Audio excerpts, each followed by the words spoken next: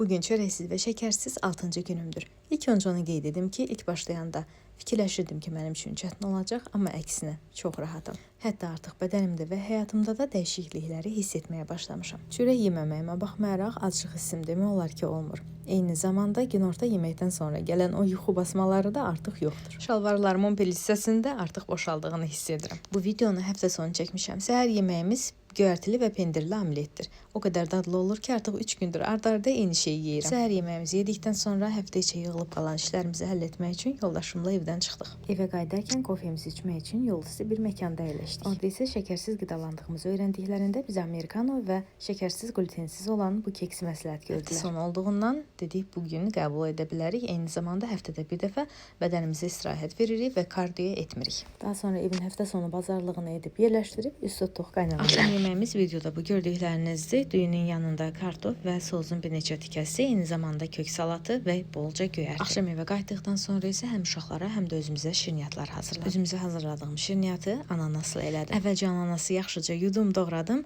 və suyun çəkməsi üçün kağız salfetlərinin üzərinə düzdüm. O suyun çəkənə qədər isə mən uşaqların şirniyyatını hazırlamağa keçirəm. Şirniyyatı mən yayda qara əncirlə hazırlamışdım. Çox dadlı idi. İndi isə ananasla yoxlamağa qərar verdim. Hələlik keçək uşaqların ən sevdiyi kurabiyələrə. Bunun üçün bizə 125 qram kərə yağı, 1 armud stəkanı duru yağ, 1 armud stəkanı şəkər tozu, 1 yumurta, kakao lazımdır. Bütün ərzaqları qatdıqdan sonra isə un və qabartma tozunu yavaş-yavaş əlavə edib yumşaq, ələ yapışmayan xəmir əldə edirik. Xəmirdən təxminən qoz boyda kurabiyələr hazırlayırıq. 180 dərəcədə alt üst rejimdə 20-25 dəqiqədə bişiririk. İndi isə keçək şəkərsiz peçenyələrimizə. Təxminən 1 stəkan miqdarında yulafı üyütdükdən sonra üzərinə 1 yumurta, 4 xörək qaşığı duru yağ, 1 dolu xörək qaşığı bal, qabartma tozu əlavə edib qarışdırırıq. Ələ yapışan yumşaq bir xəmir alınır. Ondan balaca peçenyelər hazırlayıb üzərinə ananaslarımızı yığırıq. Əlbəttə bunu istədiyiniz meyvədən hazırlaya bilərsiniz. Meyvənin biraz şirin olmasına fikir verin. Bu peçenyelərimizi də yenə 180 dərəcədə alt üst rejimdə 20-25 dəqiqə bişirmək bəs edir. Olduqca dadlı alınır. İnanın, dadından doymayacaqsınız. Mütləq yoxlayın. Videolarımın davamı üçün səhifəmi izləməyə alın. Bugünlük bu qədər.